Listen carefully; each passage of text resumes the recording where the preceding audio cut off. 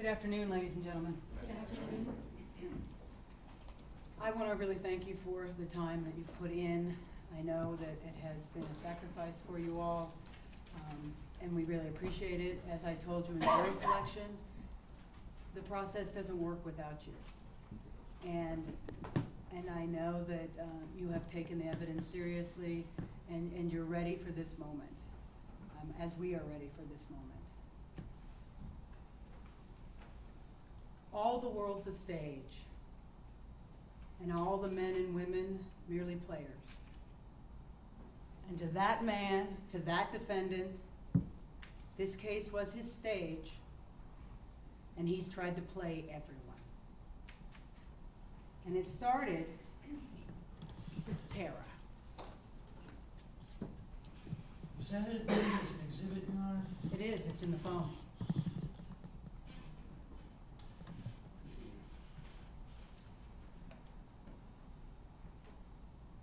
He told Tera he'd come home that weekend of October 20th, 21st. That's what he told her. You heard testimony from her friends. She went shopping. He was going to come home that weekend. They were going to talk about serious things.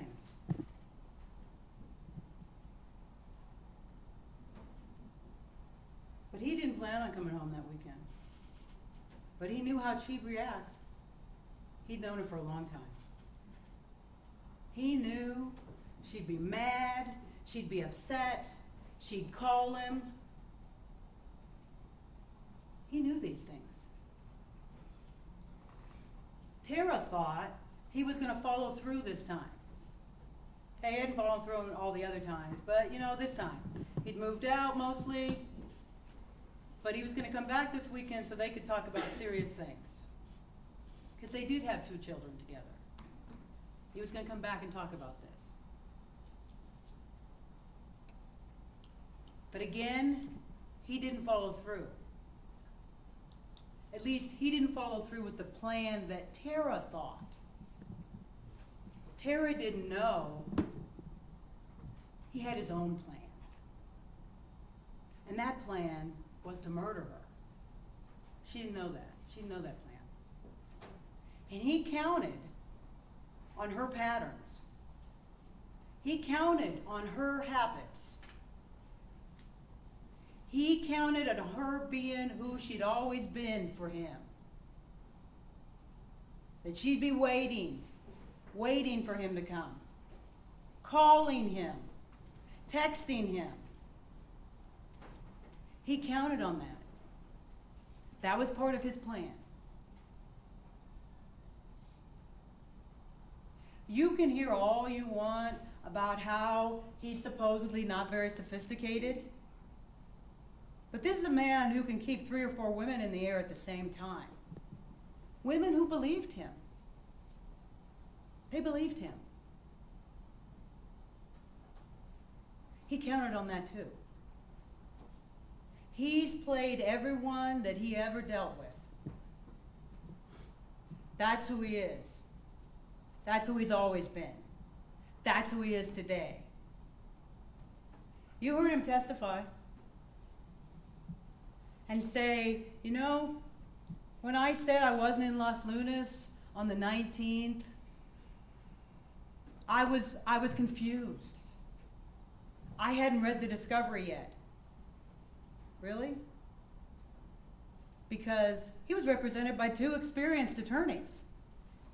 He was the defendant in the wrongful death suit, giving a statement under oath, a statement that would be used against him in the wrongful death suit.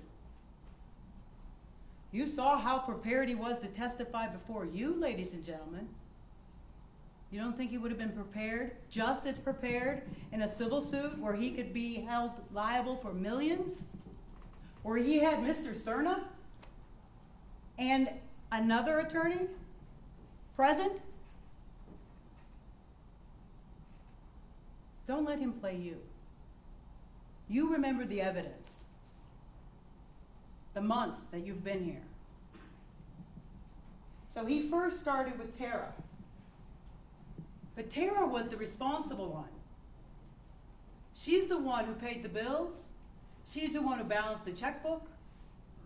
She's the one who took care of the children. She's the one who took care of the house. You look at the photos. That house is immaculate. That house isn't someone that is so severely depressed they can't get out of bed in the morning. She's working. She has friends. It's the defendant that has no friends. She has a supportive family. She has a job. She has a career. She has children. She has a life. Would she have liked it to work out with this man? Yes. But it didn't. And they would have you believe, because he didn't come home again, that she killed herself? That's not different. That's how it always is. This isn't new behavior. This has gone on since she was 15.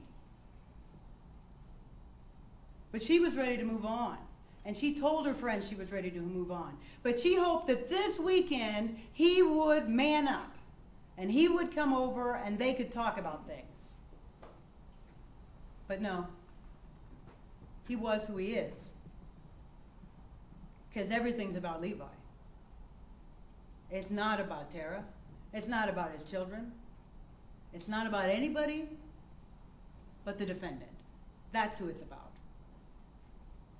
So the first person he played in this case was Tera.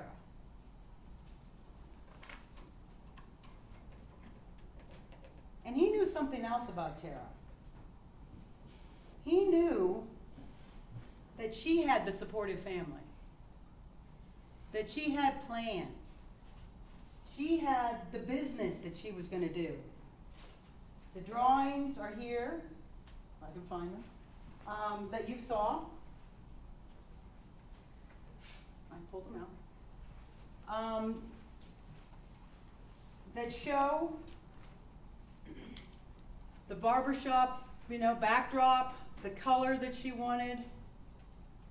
Dr. Berman said, not only was she worried because Levi didn't come home, she was worried because she would lose her children. She would lose her children? She's not the one not taking care of them. She's the one at home. She's the one taking care of her children. She has a supportive family. You think that they're not going to help her if there's a divorce? But he had to know that if there was a divorce, secrets would come out. And we've learned the defendant has a lot of secrets. So he knew those things too.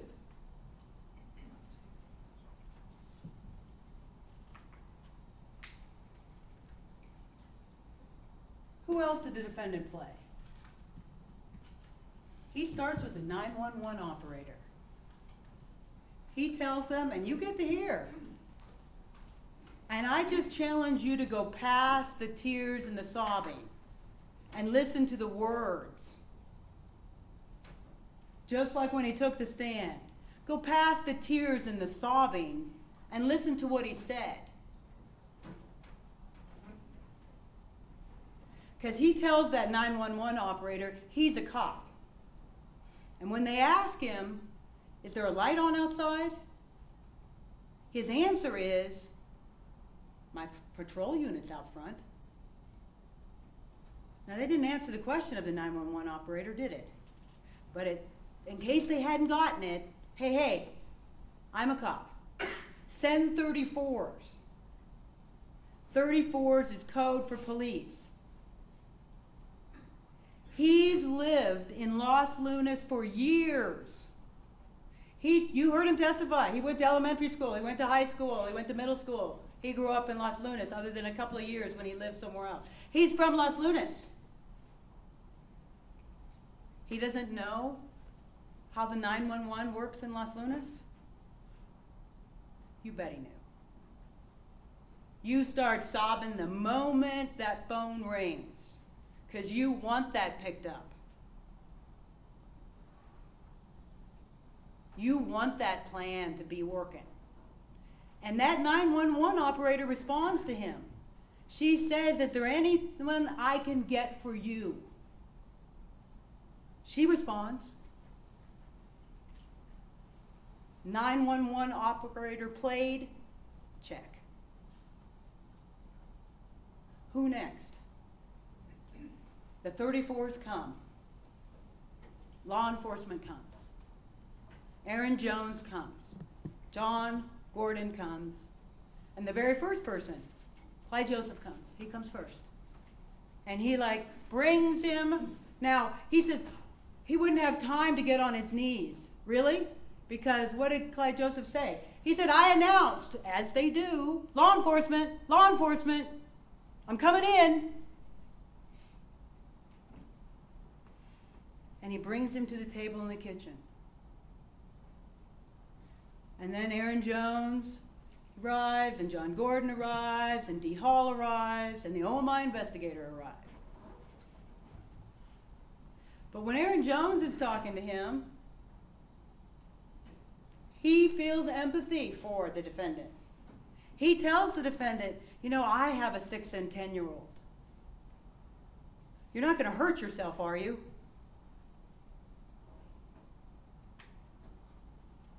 He has that scene set. You bet he stays and calls 911. You bet he's the one that does it. He needs to come back into that scene. But it's not because he's worried about Tera. Tera truly is his ex, like he told Deborah Romero. But Deborah Romero didn't understand that when he was saying ex, like all the women are exes, because you have a purpose, and when you serve the purpose, you're gone. So when he's at that scene with Aaron Jones, he goes back there only because even a soulless bastard doesn't want his children to find their mother dead in bed.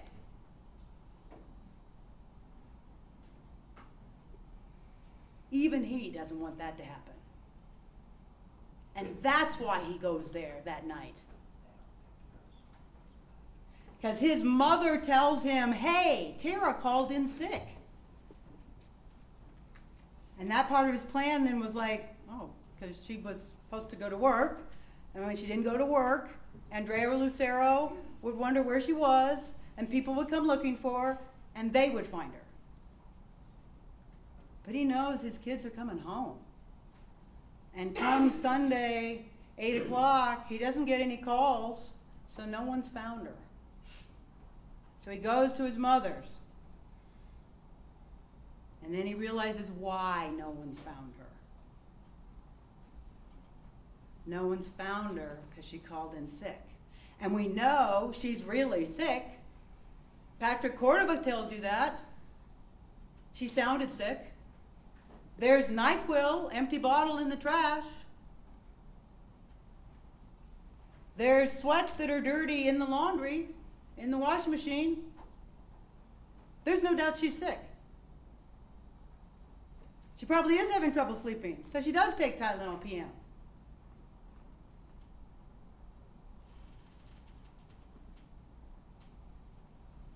So those officers who come into the scene, he has it walking like a duck and quacking like a duck and looking like a duck.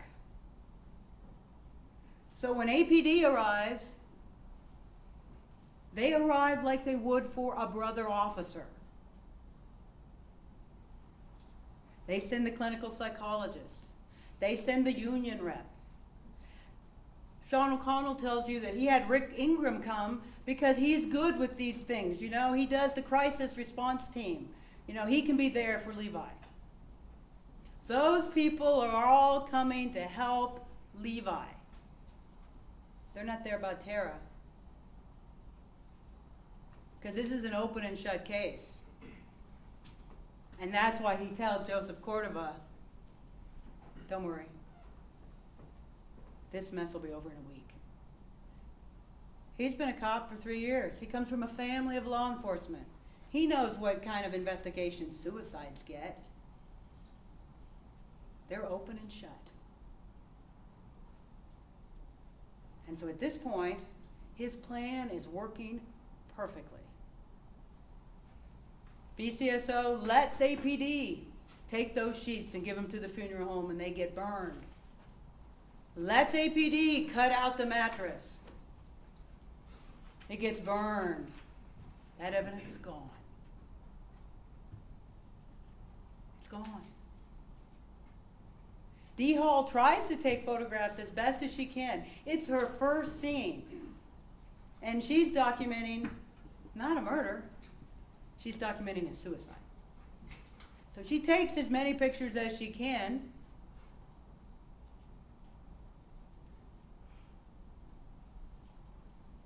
They leave the damp towel there.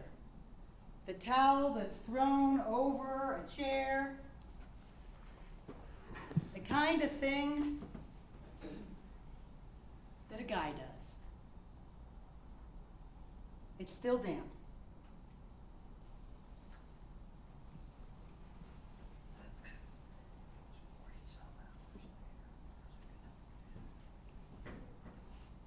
They don't take any evidence from the scene other than, he says, oh, you can take the phone. He shows him his phone and says, look, I'm so sad, I'm afraid I'm going to hurt myself text. She's been calling me nonstop. And Aaron Jones tells him, now you hang on to that and keep those voicemails. But that phone that he shows Aaron Jones that day, we don't get that phone. That phone, he says, got turned in for a warranty issue. But you heard Jody Citizen say, we don't have any records of a warranty issue coming back. We don't have that phone. He tells Aaron Jones there are 7 or 8 texts that he got from Tera that night. And it's all well and good what Mr. Serna talks about the day before of the text she sends. But the other 6 texts that are supposed to be on that phone, they're not there. And if you're Tera and you want to delete things, we all know how you do that. You hit delete all.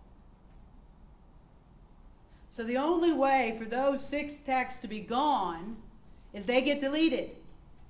And the only person who has the motive to delete them is the defendant.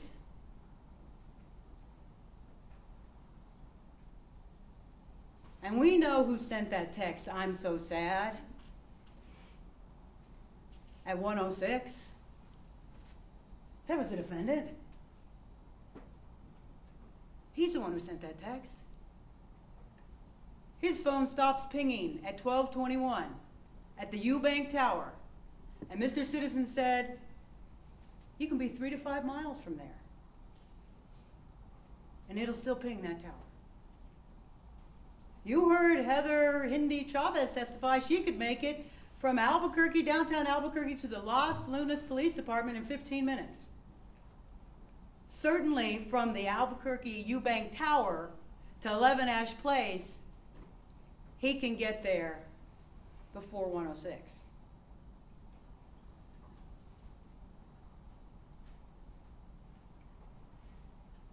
So he has these officers with him. When the OMI investigator, Patricia Sice, she testified, she had some questions. And when she goes to ask him questions, she's told by Aaron Jones, he's left with his mom. You want to talk to him? You call APD Internal Affairs.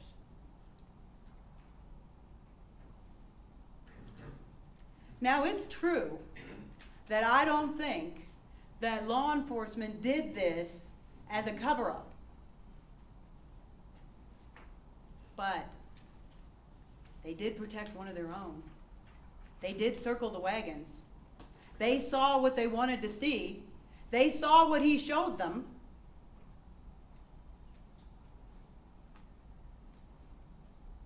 And he counted on that. You heard officer after officer testify. If it's a cop, you should believe what they say. They should be held at a higher standard. And he counted on every law enforcement officer involved in this case to believe him. That's what he counted on. And you bet he consented to have that phone, Tera's cell phone, taken. He already knew what was on it. He consented to have that laptop taken. Now, remember, a little bit later when he's meeting with Aaron Jones, he does say, can I have that laptop back? Because he worries that maybe there was something on there. He wiped it. He's the one who deleted those thousands of temporary files on October 14th and 15th.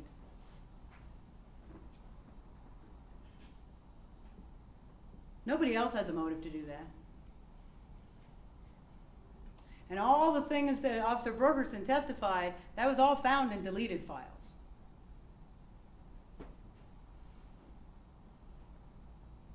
But that plan worked. He got released from that scene, and it got closed down at 2 a.m. It's done. They get called at 9 p.m., and 2 a.m. on October 22nd, we've closed that puppy down. It's over. And Aaron Jones goes to the Cordovas, and he says, this is an apparent suicide. And they tell him all the reasons why it's not, and he's like, I'm telling you, this is a suicide. And then he goes to oh my. And Dr. McFeely tells you. He didn't say anything other than it was a suicide. Everything she had said, it's a suicide. So when they do that autopsy, looks like a suicide. Suicide. So far, the plan is golden. It's golden. And he tells Aaron Jones, eyes with Deborah. Now, you can listen to it, because I know we listened to it like 30 times before we really realized that what he was saying is she will fucking freak. But when you listen to it, it sounds like she's a fucking freak.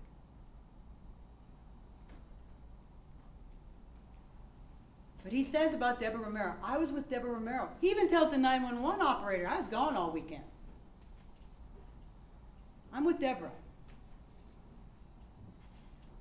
And you heard Deborah say over and over and over again, no matter how much she was badgered by Mr. Serna, she said, I don't know when he got there.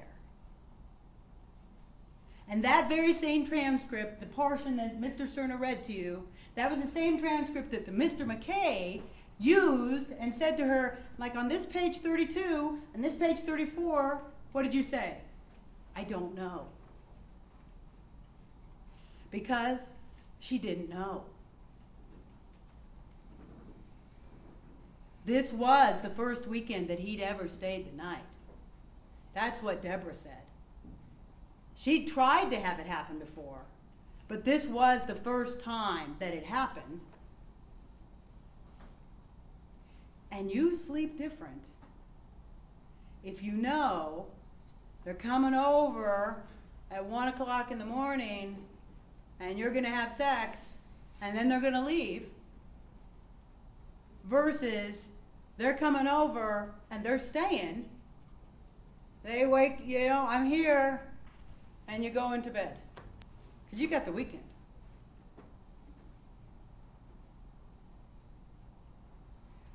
So at this point, he thinks he's got it going. And that's why he tells Joseph that. It's good. This is a cold, cold man. This plan was cold and it was calculated. This wasn't spur of the moment.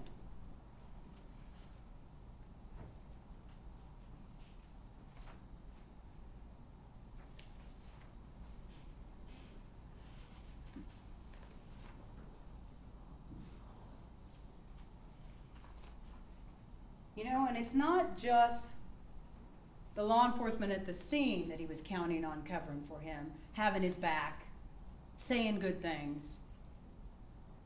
he counted on not just Deborah Romero, who was also an APD officer, but he counted on Russell Perea. The only way Russell Perea testified was under immunity. He wouldn't say a word without immunity. Nothing.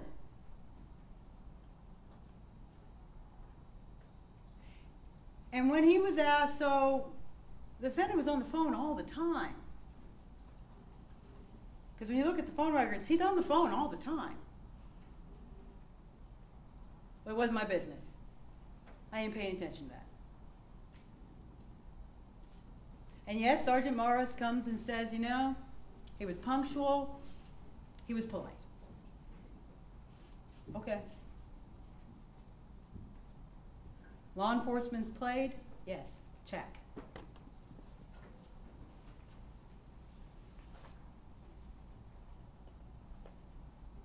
You know, he didn't play just law enforcement. And he didn't just play Tera. He played all the women in his life.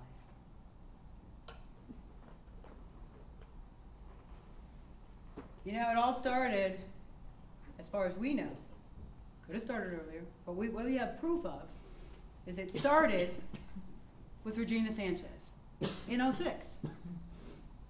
He'd moved out one of those times, and he's with Regina Sanchez. I'm okay. He moved out with Regina Sanchez, and Tera found out. And she got mad, and she had a fit, and she called, and she humiliated him. And he had to come back home with his tail between his legs. And it's after that that he looks up how to kill someone on the computer. And he can tell you that he was looking up martial arts. You sure you don't need some water? No, it went down the wrong pipe, so Okay. I'm not having any more. Yeah, okay. Do you need a moment? No, that's fine.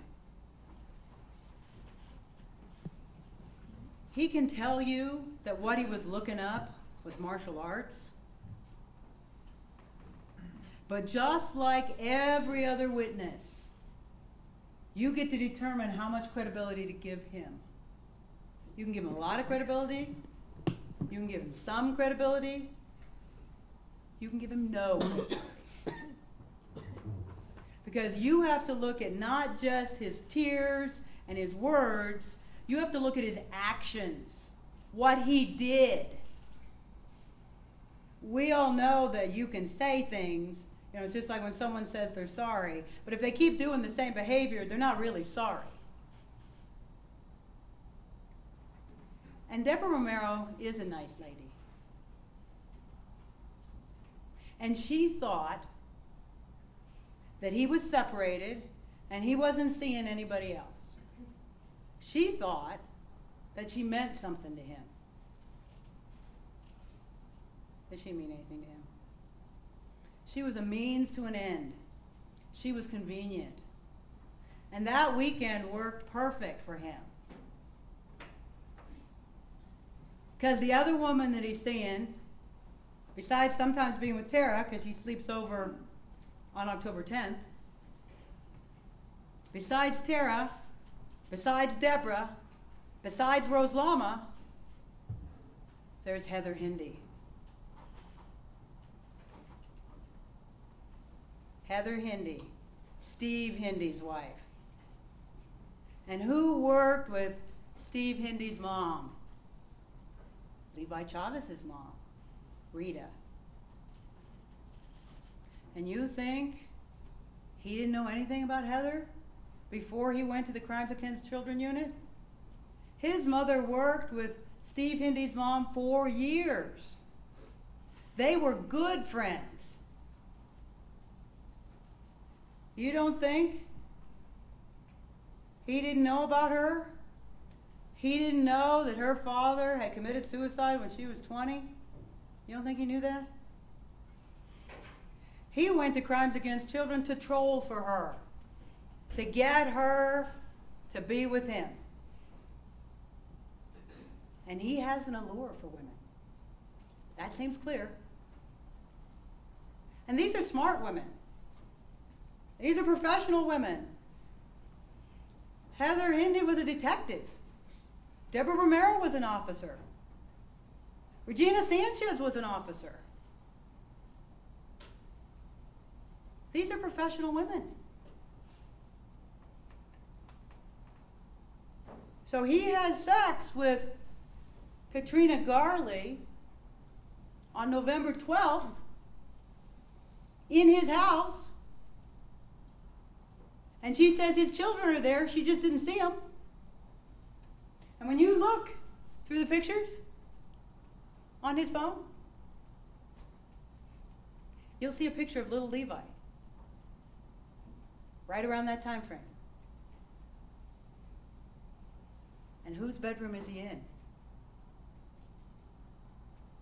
He's in the bedroom where Tera was murdered.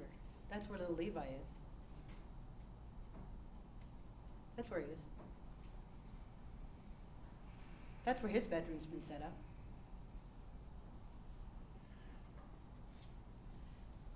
Two days after he is having sex with Katrina Garley at 11 Ash Place, and by the way, when he had that, he was a victim. She was lustful in her advances, and what could he do? Because the defendant always is a victim. 2 days after, on November 14th, that text comes in from Heather Hindi. Detective Chavez with homicide. And it's the one area that neither Heather nor Levi can weasel out of. Because in their civil deposition for Heather, they asked follow-up. When they got that text and they questioned Heather, they said, "What did you mean when you said Detective Chavez?" And she said it meant marrying Levi. Tera's been dead 3 weeks. And what did the homicide part mean? It meant me, Heather Hindi, becoming a homicide detective. And that's at the same time that he's having 400 phone calls with Deborah Romero. This is a changed man?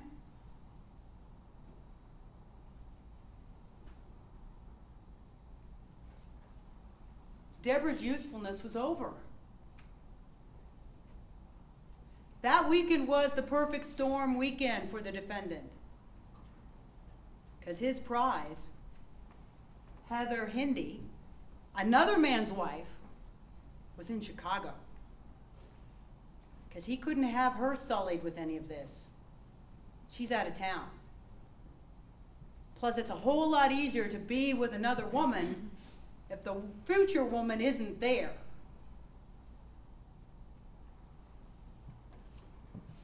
Heather's perfect. She's beautiful. She'll be sympathetic to a man whose wife has killed herself with 2 small children to care for. She has money. Her family has a house in Phoenix. They have a house in Chicago. They paid for a trip to Phoenix. They paid for 10 days to the Caribbean for him, for Heather, for their children. She's perfect. Because this man isn't going to spend a minute alone. He had all this going. This was a plan. This was cold. This was calculated. This was premeditated.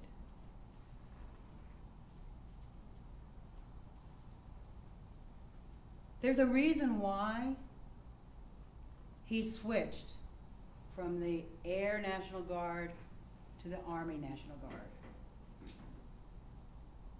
And he did this before he killed his wife. He'd only been with the Air National Guard a few months. But he needed to know if there was a suicide clause. Because that $100,000, it would come in handy. But you can't call, because those calls are recorded, and say, by the way, do you cover suicide? And then a few months later, your wife commits suicide. There's going to be questions. And really, who switches from the Air National Guard to the Army?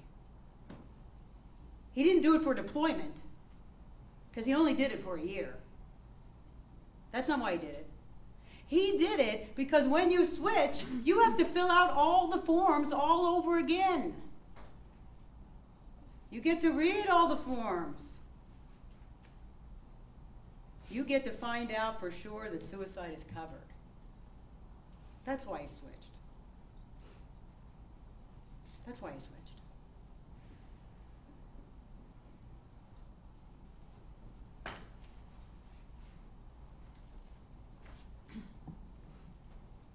You know, and let's not forget Steve Hindy, the husband. Steve Hindy was a boxer. Steve Hindy's about 9 years older than the defendant. Defendant told you he used to get dropped off at the boxing gym when he was young.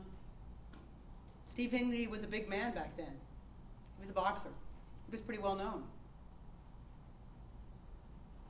The defendant hoped that once he became an officer with APD, he'd get into that club. And Steve Hindy would show him some respect. But what did he tell you? When he saw Steve Hindy in court, he didn't know him, and he didn't give him the time of day. It's icing on the cake to be able to take Steve Hindy's life.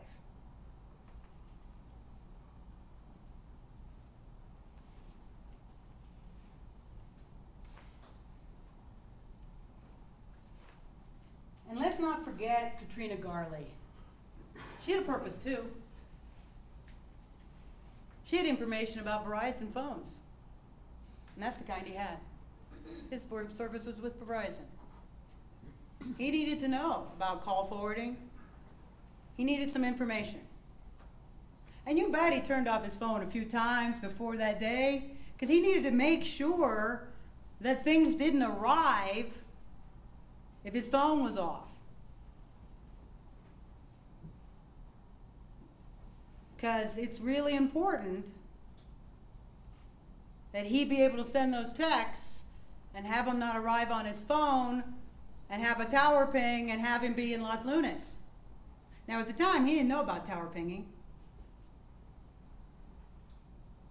But he knew about messages arriving, because they say when they arrive. So if his phone was on and he sent a message from Tera's phone to his phone, it would immediately arrive.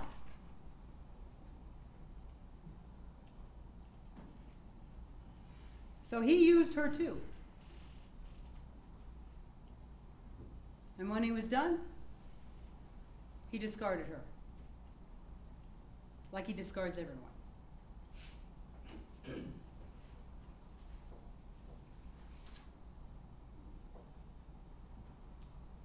Now, a few more details that he needed to be sure that this was going to work.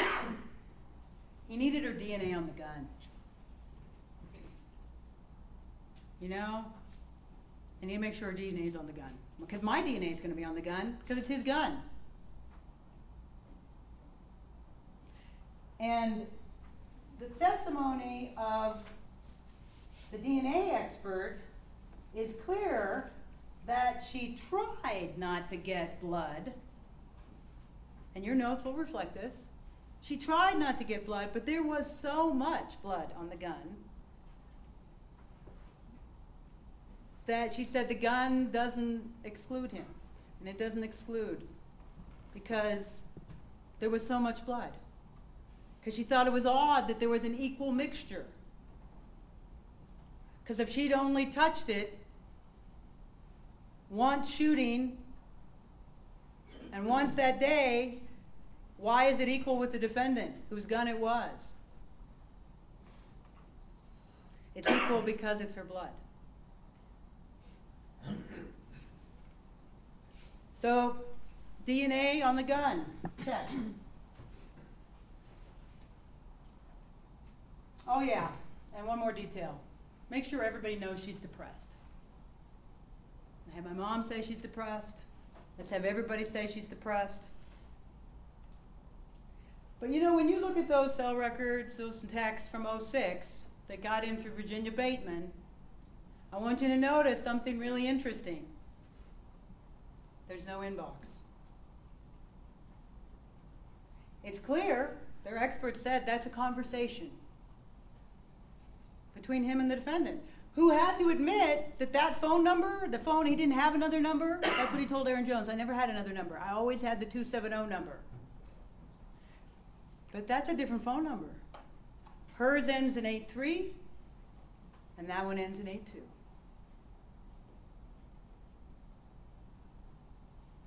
You only have half the conversation. Inbox is empty. And what did Virginia Bateman say? That's consistent with deletion. This man knows how to delete. He deletes texts, he deletes phone messages, he deletes computer data, he deletes people. He knows how to do it.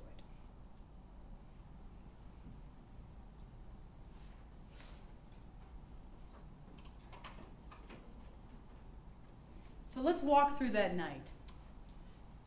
Let's walk through it with this gun.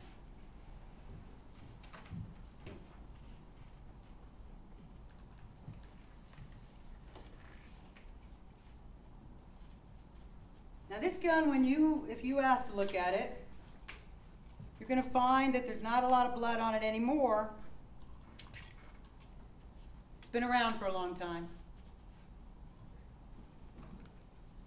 Nope, it's a big gun. It's not a girl gun. You heard people in jury selection talk about changed gun, smaller grip. This is a big gun. Why this gun? Why this gun? This gun is the throwaway gun. This gun belongs to APD. He didn't buy this gun. This is APD's gun. Not the Kimber. Not his .38. Those are guns he bought. This is fine, this gun stays. Because you heard him with derision talking about, well, I only paid Rio Rancho. I'm not going to pay the government unless they sue me. That's what he had to admit. He didn't just come to an agreement with Rio Rancho. They had to sue him, even though he breached the contract. They paid for him to go to the academy. And when he breached the contract, he doesn't man up and agree to pay. No, he waits till they sue him. Sometimes it's in the little things that trip people up. And this is one of those. Really? Leave the .38. Talk about leaving the .38. But the truth is, he didn't leave anything. He didn't leave this gun. He had it with him. He came that night after work, and he got there about a little after 1 o'clock in the morning, and that's when he looked in the window. That's when he looked in the window. That's when he looked. Not at 9 o'clock the next day. He didn't need to look at 9 o'clock the next day. Why does he back in his unit on 9 o'clock that evening? Why does he do that? He's so worried about Tera, but he takes the time to back in his unit? And he's so worried he doesn't have a gun on him? He just has his backup gun on his ankle? Really? That's what an experienced law enforcement officer does? No. It's the night before, at 1 o'clock in the morning, not 9 p.m. It's 1 o'clock in the morning, just after 1, that he comes home and looks in that window. And he sees what he expects to see, because he knows Tera. She falls asleep watching TV. He knows she's been calling nonstop. And he walks in with his gun on, and he walks over to the bed. It's right here. She's sitting right there. And he steps over to her, and he sits down, and she has the clicker in one hand, the remote, and in the other hand, she's got her phone. And her eyes are closed, and she's fallen asleep. And her mouth's open, because she's sick. And he does what it does take balls to do. It takes balls to shove a gun down someone's throat and pull the trigger. And it goes that quick, ladies and gentlemen. It's a fraction of a second. She didn't have any time to resist. And she wasn't afraid when he came up in uniform, even if she saw him. She wasn't afraid. This was her husband. It took that quick. And you heard that click? That's how quick. And that's why he shoved it 3 inches back to her mouth. Because he didn't want it to splatter on him.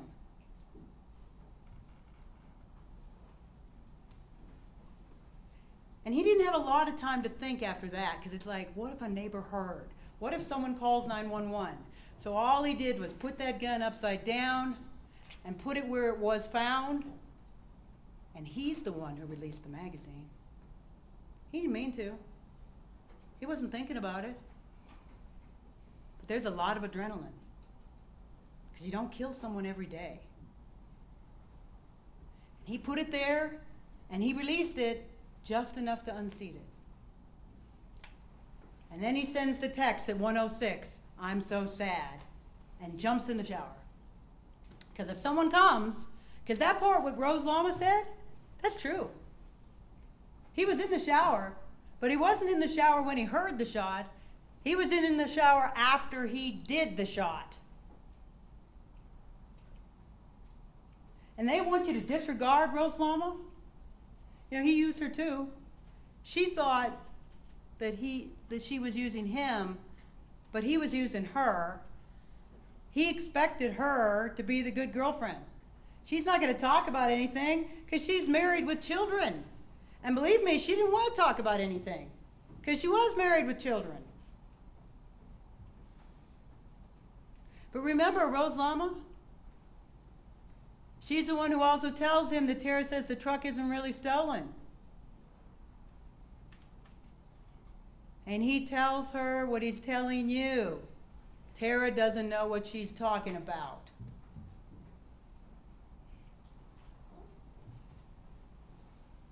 She did exactly what a good girlfriend would do. You learn information, you tell it to your little boyfriend. Hey, Tera's saying this. And there's a call to the Insurance Fraud Bureau from Style America about Levi's stolen truck. That corroborates Rose Lama.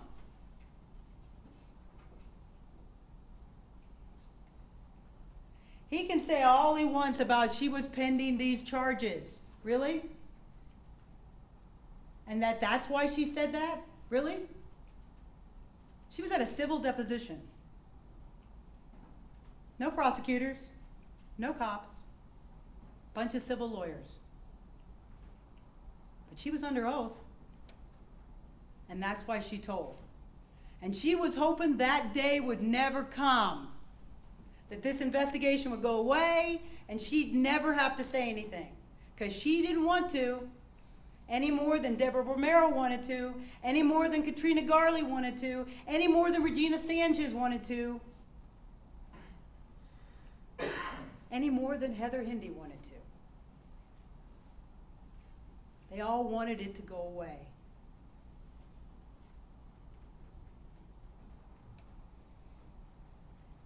Let's look how he says it happened.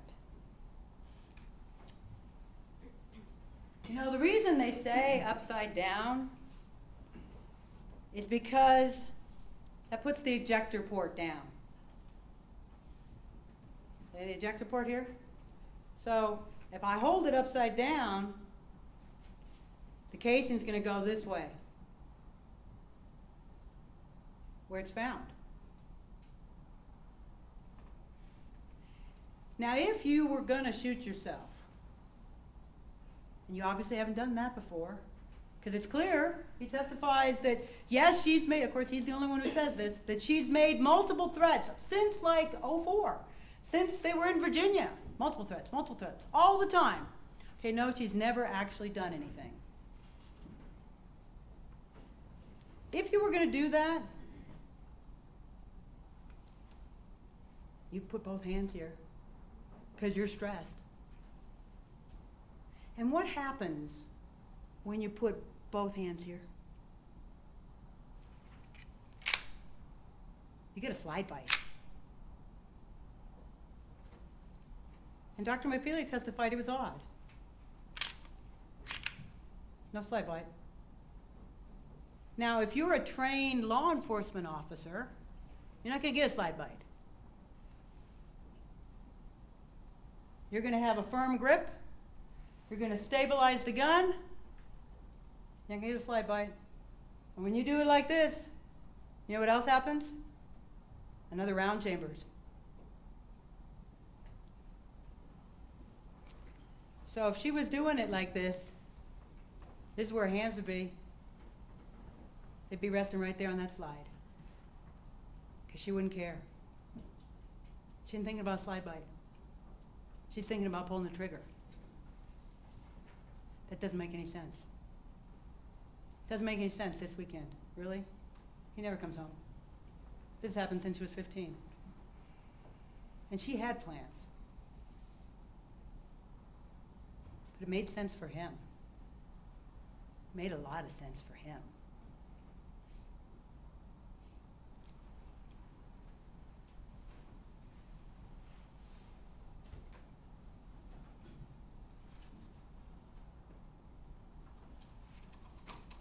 So let's talk about the magazine being unseated.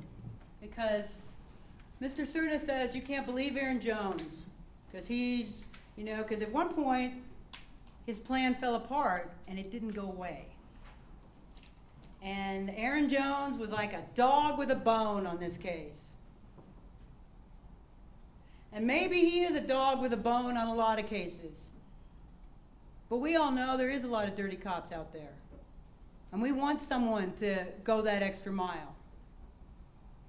And if it was our loved one, we'd want that. And you bet when he got stonewalled, he told the court of us, you know what, you need to file a civil suit. Because that'll make him come in. That'll make him answer questions. And when he did, the information came rolling in.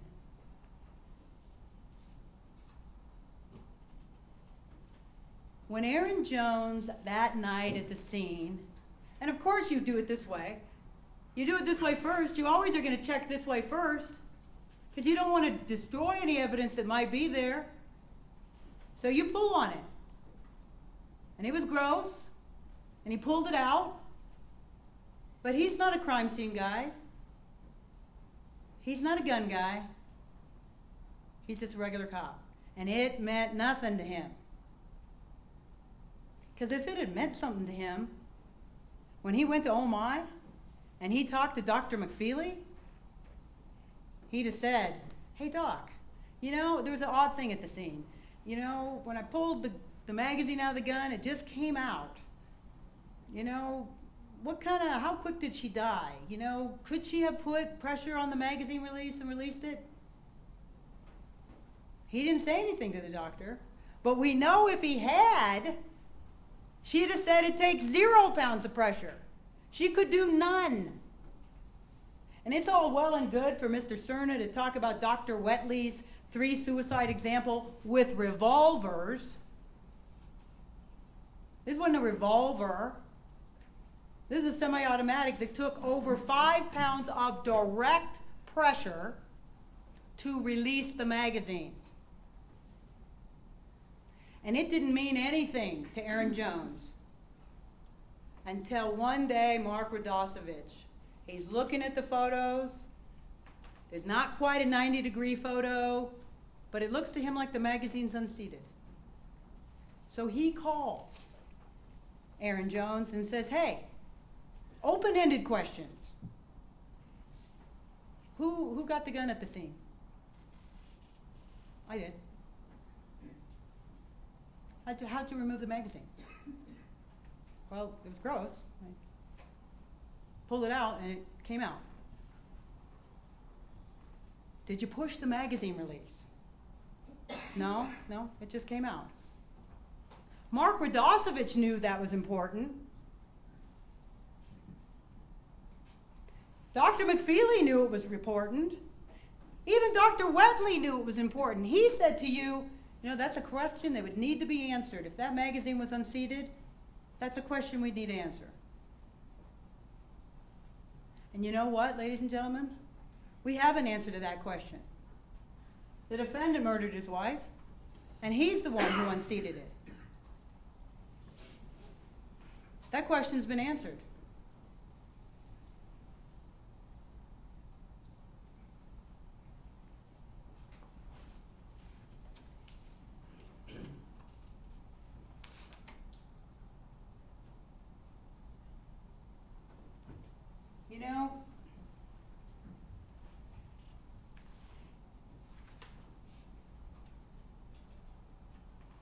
There was one thing that the defendant was right about, and you are his jury. You are the finders of truth. You use the facts, all the facts in this case, all of them, all the evidence, and you determine the facts to find the truth.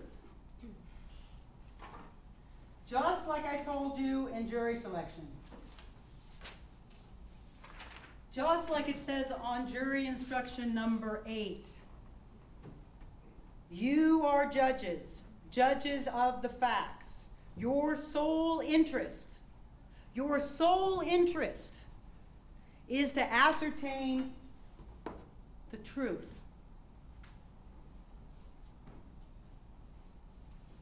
That's your interest. The truth. I never misled you with this puzzle. I told you from the beginning that you'd have to decide two things in this case. Was this a suicide or a homicide, and whether the defendant did it? I told you that from the beginning.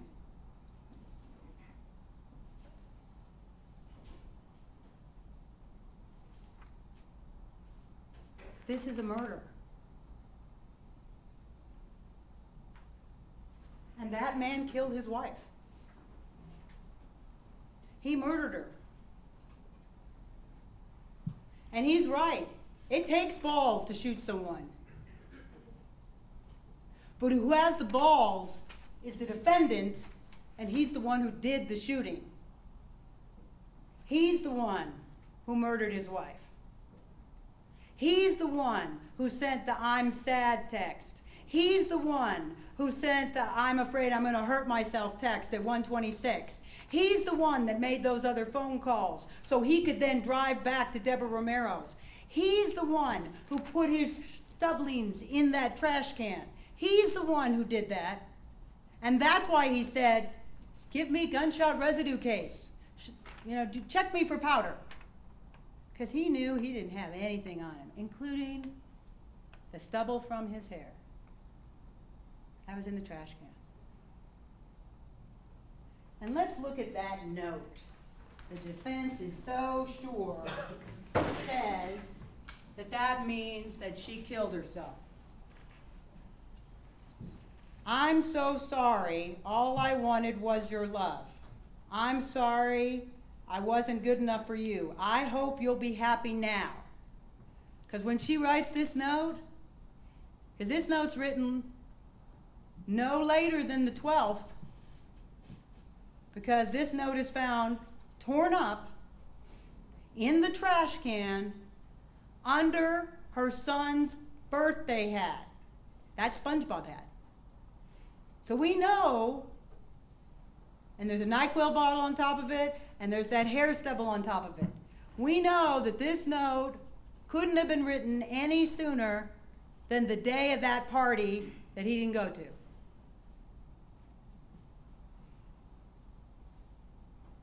I hope you'll be happy now, isn't because she's going to kill herself. I'm hoping you're happy now because I know you're off with another woman and that's how it's going to be. And I always loved you. All of you, warts and all. I loved all of you. But you didn't love me. And even Dr. Berman had to admit he didn't want to. That people do vent and they write things down and then they tear them up. And that's what this was. A vent. Because what's found by her table is just, I'm sorry, Levi, with a pen on top.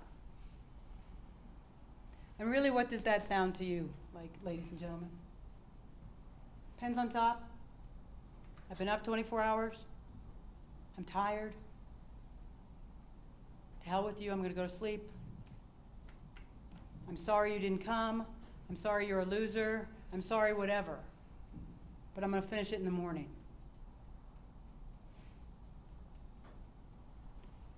She's sitting in front of a picture of her children. She would know her children are the ones that are going to find her. Because Levi's not coming home. Who's walking in the door next? Andrea and Levi. That's who's walking in the door next. You use your common sense and your experience when you decide this case. When you ascertain the truth. And when you do that, there will only be one verdict that you can reach in this case. And that's that that man, Levi Chavez, murdered his wife in a cold, calculated, premeditated way.